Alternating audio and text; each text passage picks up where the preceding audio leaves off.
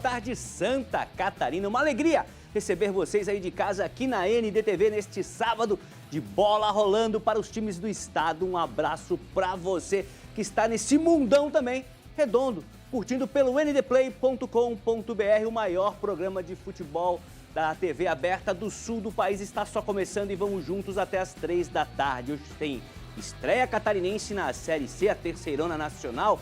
Daqui a pouco, às 4 horas, o Figueirense recebe a Ponte Preta no estádio Orlando Scarpelli. E também, nas 4 horas, o Brusque estreia, mas daí, longe de casa, joga contra o Ituano, fora de casa, lá no Novelli Júnior, em Itu. Hoje também tem Série B. A Chapecoense completa aí a sequência da segunda rodada, reestreando em casa, isso mesmo, depois de um campeonato catarinense, né? Onde jogou em Xanxerê, agora o Verdão reestreia de Gramado Novo na Arena Condá e recebe o Coritiba. Vamos falar também da Série A, amanhã tem Fortaleza e Inter na tela da NDTV Record. E para o programa ficar daquele jeito, do jeito que o povo gosta, você de casa pode participar. Sei que o aparelho celular, o smartphone, tá aí pertinho, né? Tá no bolso, apoiadinho na mesa, então faz o seguinte, pega ele lá, bate uma para registrar nosso número de WhatsApp, se você já não tem arquivado, e manda uma mensagem, é 48 99191 4706, eu vou repetir, hein? Código de área 99191 4706. Vale uma foto legal com a família, no estádio, curtindo o Clube da Bola. Pode mandar também uma pergunta para os nossos comentaristas, nos ajudem a fazer o Clube sábado. Vamos fazer o seguinte, deixa eu apresentar o nosso time para esse primeiro momento aí. Deixa eu lembrar, tem enquete, hein? Figueirense Brusque, lá no WhatsApp você vai encontrar a nossa enquete.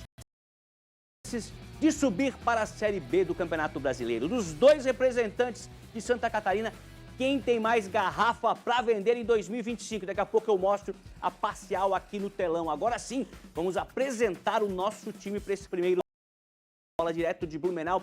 Emerson Luiz, já contei várias vezes aqui, né, Emerson? Quando eu visitei lá o resort dos Luizes, lá a casa do Emerson, ele tem uma sala especial com 4, 5 televisores, onde ele assiste vários campeonatos ao mesmo tempo, né? Tá ligado na Série C, na Série A, no Amador do Acre, na Copa Verde. Ele assiste de tudo. Boa tarde, Emerson. Sempre uma alegria te receber. Alegria toda minha, Mancha. Boa tarde a você, boa tarde a todos ligados. E sempre vai ter também uma televisão ligada num showzinho musical, um rock and roll de preferência, viu, Mancha? Legal, bacana. Movimentação bem interessante no geral no futebol brasileiro, Mancha, porque é Sul-Americana, é Libertadores, é Campeonato Brasileiro, Série A, Série B, começando nessa Série C, depois ainda esse mês AD para outros representantes aqui do nosso estado, é jogo todo dia, é mais, e a expectativa nossa aqui no Vale em relação à Série B do Campeonato Catarinense, que começa no dia 31 de maio. Provavelmente, Mancha, a tabela deve sair quarta-feira na federação, 10 times brigando por 2 vagas para a Série A do ano que vem, um clássico entre Beck Metropolitano e Beck sendo mandante. Ano passado o Metrô foi mandante, mas foi em Ibirama, nada a ver, ou seja, o futebol do Blumenau ficou 5 anos jogando em Ibirama, em Indaiá, em Jaraguá do Sul e só retrocedeu. Mas agora o clima é muito bom, o clima é outro, a expectativa na cidade para a volta do futebol profissional em casa, criando novamente identidade, é muito grande, viu, Mancha? Legal, daqui a pouco a gente vai curtir aí o Emerson fez durante a semana lá visitando a obra do SESI, né? Para o SESI voltar os jogos já ele conta mais. Acabei não destacando ali na nossa abertura, mas os outros 2 representantes a segundona, na Série B, entraram em campo no início da semana, né? O Avaí acabou conquistando um empate, trouxe um ponto para casa diante do Cuiabá, o jogo foi fora de casa. E quem também jogou fora de casa foi o Criciúma, mas daí acabou perdendo, né? 2-1 pro Atlético Paranaense, um empate e uma derrota por enquanto. Hoje, toda a atenção voltada para a Chape na Série B. Quem tá comigo aqui nos estúdios em Florianópolis é representante da New Generation of Sports Journalism. Para quem não entendeu o lance do inglês aqui, a nova geração do jornalismo esportivo. Ian Cel, sempre legal quando o Ian vem participar aqui com a gente. Boa tarde, né? Um olho no Avaí que já entrou em campo e o outro no Figueira que entra em campo daqui a pouco, né, Ian? Tudo bem, Mancha? Boa tarde a você, boa tarde a galera de casa, ao Emerson e aos nossos colegas aqui de bancada. Pois é, o Avaí foi jogar lá em Cuiabá, acabou saindo melhor que encomenda o empate, até pelo primeiro tempo muito ruim, onde o Avaí fez, que a gente vai destacar daqui a pouco. Figueirense estreia hoje, né, Mancha? Eu tô bastante curioso para ver como é que vai ser esse Figueirense depois de 37 dias de preparação. São 6 reforços, se a gente contar com o Breno e também com o Felipe, como é que o Figueirense vai sair diante da Ponte Preta, que para mim é a grande favorita aí ao título da Série C do Campeonato Brasileiro. Tá certo. Daqui a pouco com a gente também o Sérgio Badá, Rafael Niero, nosso convidado direto do sul do estado, o Cacá Oliveira lá de Itajaí e também a Drica Evarini contando aí sobre... E tudo indica que semana que vem a bola vai rolar. Vamos fazer o seguinte, vivo para Chapecó, direto da Arena Condá, Sérgio Badá Badalotti, o Bad está por lá, porque hoje tem essa reestreia, né? Depois de 2 meses e pouquinho aí jogando lá em Xanxerê, o torcedor, o time, os jornalistas, todo mundo volta para a Arena Condá. E eu já te faço uma pergunta, Badá. Sei que, claro, você entrou com os olhos atentos aí no novo gramado. Gramado novo Arena Condá. O Badá que já jogou na grama, no sintético, no salão, no concreto, no areião, até na brita ele já bateu bola. Vai contar pra gente como é que tá o visual dessa nova arena. Boa tarde, Sérgio Badá. Olá, Marcelo Mancha. Boa tarde para você. Um grande abraço a todos ligados no Clube da Bola. Eu dei uma pisada, por curiosidade, né? O primeiro contato, eu já havia vindo aqui quando estavam colocando o novo gramado, mas depois dele pronto, hoje que eu pude pisar no gramado, rapidamente, naturalmente, não dá para ficar pisoteando muito, né? Mas me agradou. A primeira impressão que eu tive foi muito boa. Eu sou bem sincero em dizer, nem parece um gramado sintético. É um gramado diferente daquilo que a gente tem visto aí em outros estádios. Então, aparentemente, é de muito boa qualidade. Gramado fofo, não é aquele gramado ralo que a gente vê em outros estádios.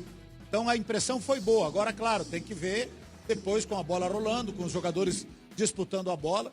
Mas o visual dele é muito bonito, é um tapetinho verde. Mas é sintético, né? Eu não sou muito a favor de gramado sintético, mas aqui pelo menos o pessoal caprichou. A base, tudo foi trocado, o investimento foi alto, quase 6 milhões de reais. Então, a impressão que eu tive foi boa. Agora vamos ver se os jogadores vão aprovar, se a Chapecoense, principalmente, que vai jogar dentro de casa, vai se adaptar. É uma curiosidade, então está sendo uma ação, já começou pela manhã do lado de fora da Arena Condá, tem uma fanfest, daqui a pouco vai ter a inauguração oficial aqui com presença de autoridades. E às 4 horas rola a bola, então, para Chapecoense e Curitiba. O curioso é que o último jogo da Chapecoense aqui na Arena Condá, o ano passado, dia 17 de novembro, também foi contra o Curitiba. A última vez que o Chapecoense jogou aqui. Pela Série B, permanência. O Chapecoense ganhou de 2-1 naquela ocasião e garantiu a permanência para estar novamente esse ano na Série B. O Chapecoense vem de uma derrota diante do CRB fora de casa e precisa da recuperação. Expectativa de um bom público, o tempo está meio nublado, não está aquele dia calor com sol, mas é uma temperatura agradável. Esperança é que, expectativa de um bom público e naturalmente esperando que o time da Chapecoense se adapte ao gramado novo e que possa fazer um bom jogo e começar uma nova fase dentro da Série B, jogando dentro de casa, com o apoio do seu torcedor, onde a Chapecoense normalmente costuma crescer muito. Badá, fica aí, Badá. 2 coisas. Primeiro, gramado sintético, onde o sapatênis de Badá pisa, jogador tem que representar. Tem que ir lá e representar. Segundo, como eu sei que tá essa correriazinha para ficar tudo pronto para hoje, o Gilmar conseguiu trabalhar, fazer algum tipo de treinamento no gramado novo, Badá? Fizeram 2 trabalhos. O primeiro na quinta-feira, tivemos, a imprensa teve acesso àqueles tradicionais, 15 minutos dos treinos fechados. Fechou o treino, saiu todo mundo e fizeram um treino na quinta e repetiram ontem pela manhã. Ontem pela manhã, novamente, o Chapecoense treinou aqui. Foi o último treino finalizando a preparação. Então teve 2 trabalhos aqui na Arena Condá. E quem conversou com os jogadores, disse que os jogadores aprovaram, que os jogadores do novo gramado se sentiram bem, se sentiram à vontade. Mas só que, claro, hoje é que nós vamos ver contra um adversário forte, qualidade, de tradição, de investimento alto, que é o Curitiba. Então é hoje que a gente vai ver se eles realmente vão utilizar o gramado sintético a seu favor. É a partir de hoje que nós vamos tirar essa dúvida, Marcelo Mancha. A sonora do Gilmar no ponto, deixar no ponto aí, produção, que antes eu fazia um giro rapidinho. O Ian é tão jovem que o Ian não conhece a grama natural. Já desenvolveu o seu futebol todo no sintético, Ian. Você já jogou nos dois, claro. Já joguei nos dois, Mancha. Embora o futsal fez mais parte da minha vida do que o futebol de grama. Mas eu concordo com o Badá, eu não gosto muito de futebol sintético, não. Eu acho que muda um pouco, a bola corre mais, tem alguns gramados... O da Arena Condá me parece bom, como o próprio Badá frisou, mas alguns gramados sintéticos não são bons, a bola quica muito, corre demais, eu acho que acaba interferindo muito no jogo. Tem a história da lesão também, tem gente, diretores... apontando a lesão, preparadores físicos. Não tem nenhum estudo que comprove realmente que o gramado sintético machuca mais do que o gramado natural. É aquela história. Eu ainda sou mais favorável a um bom gramado sintético do que a um gramado natural ruim, como a gente vê tantos aí pelo país. Legal. Emerson Luiz, com a popularização desse tipo de gramado, né, tem até uma frase que os jornalistas já estão soltando, assim, que é melhor um gramado sintético bom do que um natural em má condição, ruim, cheio de buraco. Qual é a tua opinião? Eu acho que nada substitui um gramado natural bom. Sabe aquela grama gostosa, o tapa na bola, o domínio. Tem que saber do riscado, é verdade. Mas o sintético, hoje eu gosto, porque eu sou peladeiro. Eu jogo uma vez por semana lá na Patota, quinta tentativa. É um tapete, é muito bom. Mas o risco de lesão, com certeza, ele aumenta comparado com a grama natural. Para quem já jogou no barro, na lama, no mato e depois em gramado, hoje sintético, tá escalada aí, viu, Mancha? Mas eu acho que nada substitui um bom gramado natural. Para a semana que vem, uma enquete com a gurizada do Patota Quinta Tentativa para saber a opinião deles sobre o gramado. Galera, pode mandar mensagem pra gente, você costuma jogar aí o seu futebol também no sintético, o gramado natural, manda a sua opinião pra gente, porque esse assunto é bom, rende bastante, é o 489-9191-4706, daqui a pouquinho eu vou estar lendo as mensagens. Agora sim, Gilmar Dalpozo, técnico da Chape, atendeu a imprensa lá na sala de Arena Condá, falou sobre o adversário, Coxa, e também falou sobre o gramado ali, a condição desse novo gramado, tapetim da Arena Condá. Pode rodar a sonora do Gilmar. Fala, professor. O parâmetro vai ser o jogo, para a gente dar um feedback em relação se a bola vai correr mais, se está bem. A nossa preocupação maior nesse momento é em relação ao adversário, um adversário que venceu na primeira, um adversário que, além da tradição, tem qualidade individual e coletiva. Então nós temos que fazer um jogo bastante forte, bastante seguro, bastante intenso também, não deixar a equipe do Curitiba gostar do jogo, fazer um bloco alto na marcação. Se tiver de posse de bola, trabalhar, criar e concluir a gol, diferentemente da última partida, que nós tivemos 62% de posse de bola, 22 finalização, e nós não tivemos a capacidade de fazer o gol. Manter essa performance, manter esse número de posse de bola e esse número alto de finalização, só traduzindo. Então, é esse jogo que nós temos que fazer. E a felicidade, esse é o sentimento de voltar a jogar na nossa casa, junto com o nosso torcedor, transferir e colocar essa energia positiva, fazendo um grande jogo. Aí, palavras do professor Gilmar Dalpozo, o palpitômetro da Chape Coritiba, se tiver no ponto, colocar na tela e depois vou voltar lá pro Oeste, que eu tenho uma pergunta pro Badá. Vamos ver se o palpitômetro tá na mão ali, ó. Iancel aposta num 0-0, ele não quer emoção, ele quer um 0-0. O Badá 1-0, é o chamado placar mínimo no futebol. Eu também fui de 1-0 pra Chape, né? Pra Chape, o Badá pra Chape também, é lógico. Cacau Oliveira, que é 0-0, que é o que o torcedor vai chateado pra casa. O Emerson aposta no empate em 1-1, e ali é o Vieiro, né? O Niero. Não é o Niero.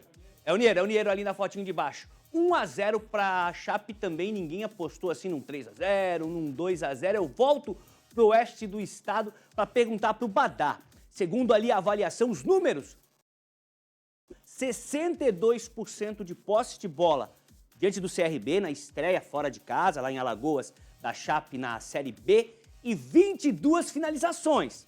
Como é que a gente interpreta isso, você que acompanhou o jogo? Ou o goleiro estava muito bom, ou a Chape foi pro abafa, ou a pontaria não estava das melhores, Badá? As três opções estão corretas, Mancha. A pontaria não estava boa. O Marcinho e o Walter Clar perderam no final do primeiro tempo duas oportunidades, uma atrás da outra, praticamente dentro da pequena área, praticamente embaixo das traves. O Marcinho chutou em cima do goleiro, do Matheus Albino, que fez uma bela defesa. O Walter Claro chutou e o zagueiro tirou em cima da linha. Mas é dois tipos de lance que não se pode perder. Antes disso, a Chapecoense deu mole na marcação. Teve muita liberdade o jogador do CRB para cruzar e para o David da hora fazer o gol de cabeça. E depois disso, realmente, a Chapecoense teve mais posse de bola, mais volume de jogo, atacou mais, mas aí faltou qualidade, faltou pontaria, faltou calma, faltou tranquilidade no último passe e na conclusão. Tecnicamente, a Chapecoense não fez um bom jogo. Então, a gente sabe que a Série B do Campeonato Brasileiro é bem mais difícil do que o Campeonato Catarinense, com todo respeito. No Campeonato Catarinense, saía atrás do marcador, tinha condições de ir lá buscar o resultado, empatar, de repente até virar. Na Série B é mais difícil. Na Série B você deixar o adversário jogando em casa, sair na frente, tem que correr atrás do prejuízo. Se expôs no segundo tempo com as alterações do... Quase que toma o segundo, o Léo Vieira também teve que fazer defesas importantes. Mas não gostou da estreia, não foi bem o time da Chapecoense.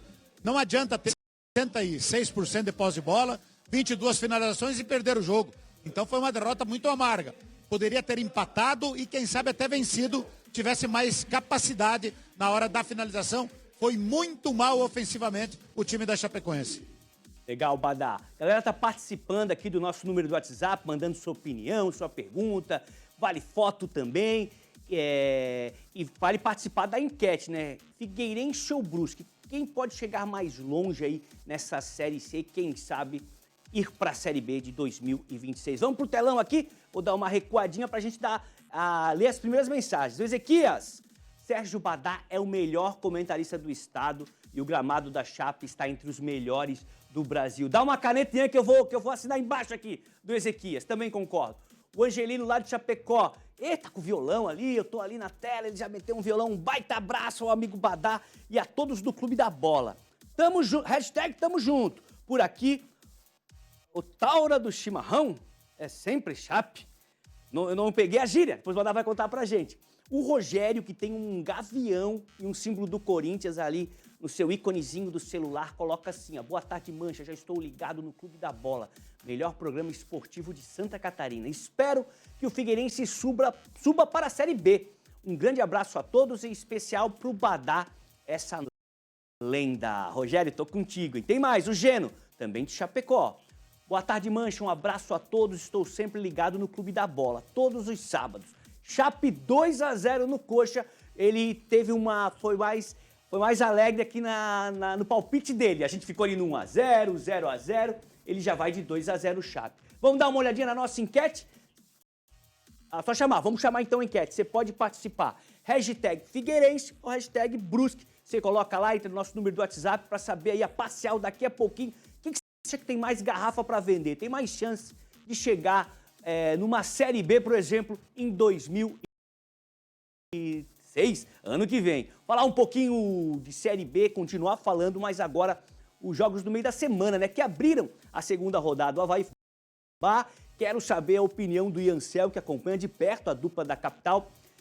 Eu gostei do jogo, assisti o jogo, gostei, mas tenho também minhas ressalvas, mas o comentarista é você, Ian.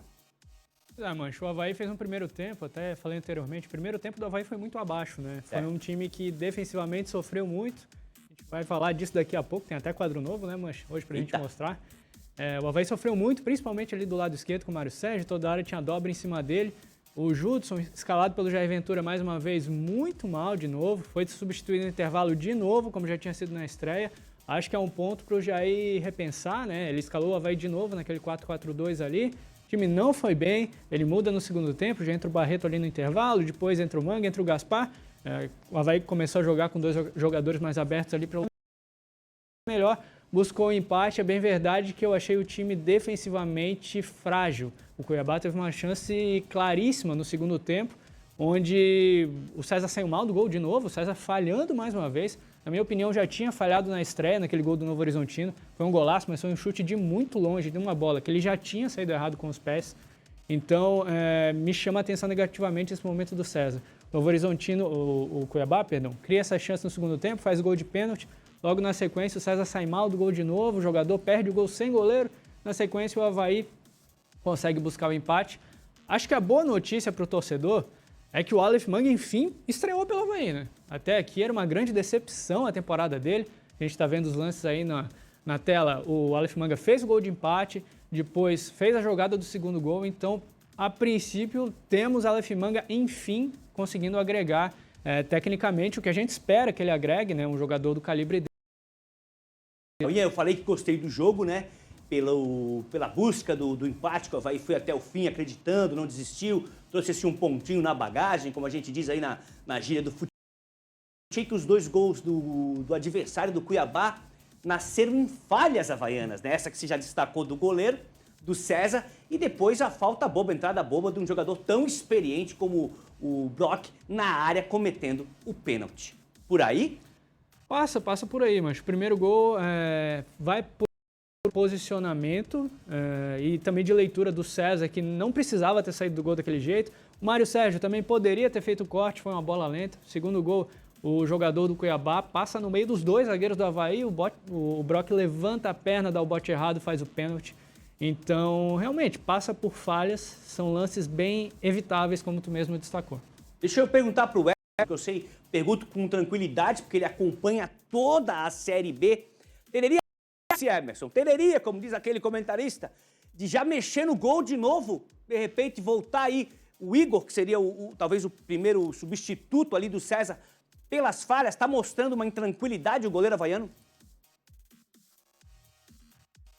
Isso é muito relativo, porque o Anderson Moreira, eu estava naquele jogo lá onde entrou o Igor Bom, e ele foi o herói nos pênaltis ali, classificando o Avaí para a final do Campeonato Catarinense. Mas logo na sequência, no primeiro jogo do mata-mata com a Chapecoense lá em Xanxerê, voltou o titular até então da meta havaiana. Vamos ver agora com o Jair Ventura, com a comissão técnica, se dá mais um voto de confiança, eu acho que tem que manter. É natural você falhar.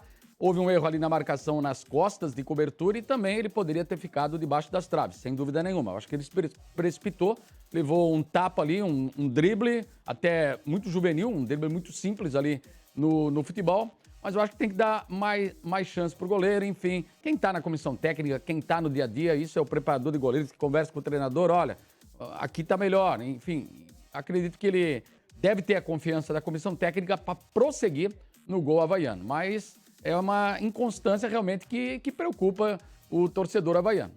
Legal. O técnico Jair Ventura falou com a imprensa, né, sobre o desempenho da equipe logo depois do jogo. Fala, professor. Verdade.